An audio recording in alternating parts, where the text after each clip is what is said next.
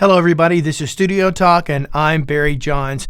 And today I'm going to be discussing with you my experience with the Heritage Audio HA-73 channel strip, which includes a Neve style microphone preamp clone as well as a Neve style EQ clone, all wrapped up into one unit. Now, in a few days, I'm also going to be doing the same type of video with the Warm Audio WA-73. The EQ is different on that unit than it is on the Heritage Audio HA-73, and I'll give you a chance to check that out. So these are both similarly priced between the HA-73 and the WA-73. If I remember correctly, they're priced exactly the same, and I think it's like $7.99, but you can check whenever you watch this video whatever the current prices are. But anyway, today I'm going to be showcasing the HA-73. Now, I'm not going to be showcasing today the microphone preamp.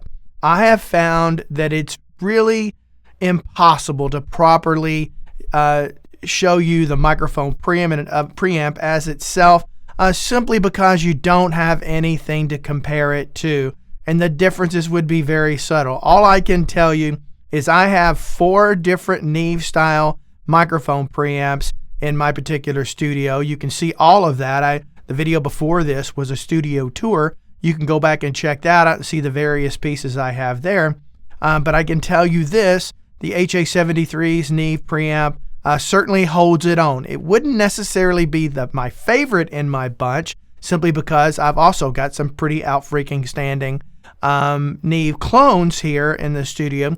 But outside of that, it is certainly a great preamp for the price, considering that for $800 you're getting a microphone preamp and an EQ. Now let's talk about the EQ section. Now me personally, I never ever EQ on the way in. In other words, I'm not EQing anything before it hits my analog to digital conversion, simply because when you're EQing you should be doing that to the mix, not to the solo track. So you might as well just wait until you get it in the track and see how that particular recording fits within that mix, and then adjust the EQ according to that particular track. But that said, I do use the EQ as a hardware insert. So in other words, I use Cubase. I also have another video showing you how to create hardware inserts in the majority of the digital audio workstations out there. I'll put a link to it down below, so you can go watch that in case you're not sure how to go about that. But a hardware insert is basically going out of your DigiAudio workstation via your interface. So say, for example, you're going to go out of channel 8 of your audio interface. You're going to go into the input of the piece of hardware that you're using, in this case, the HA-73, and then come out of the HA-73 and come back into the input of the corresponding channel. And that way you can send that track in real time out to your hardware and then affect it, which is what you're going to see me doing today. The track that you're going to be hearing is at the very beginning stages. There's actually going to be probably another 20-30 tracks on this thing, but before it's all said and done. It's an ambient piece that I've been asked to do for like a driving scene, and so this is just beginning of me capturing just some ideas. So don't analyze the track. It's really not about the track, but what I've got in there, and I'll talk about that when you get to the next phase of the video. But the tracks throughout it, it doesn't have a ton of tracks right now, and I'm basically going to apply this EQ to each one of the mono tracks as we go through it, and you can get a chance to listen to that. So enough talk from me. Let's get to the audio examples.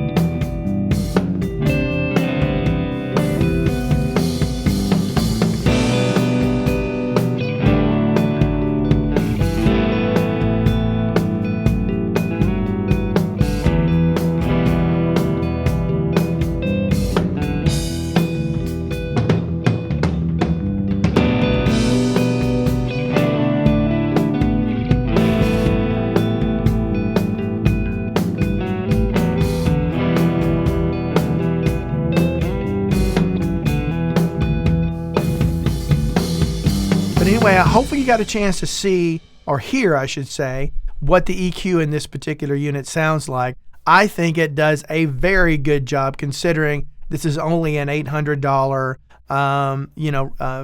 channel strip. So consider the mic preamp $400 and the EQ at $400, and at $400 for an outboard EQ, it's a good deal. It's a good deal in my opinion, but you have to judge that for yourself. Now keep in mind, like I said in the beginning, I'm going to be doing the same thing on the HA-73 with the exact same tracks, and so you'll have some comparison. You can kind of go back and forth on that and hear the differences and see what that EQ gets you compared to this one. Like I said, it is different. If you like this video, do me a favor, subscribe down below. Otherwise, leave me some comments. Tell me what you think about it. Until next time, I hope every one of you have a great day. Bye-bye.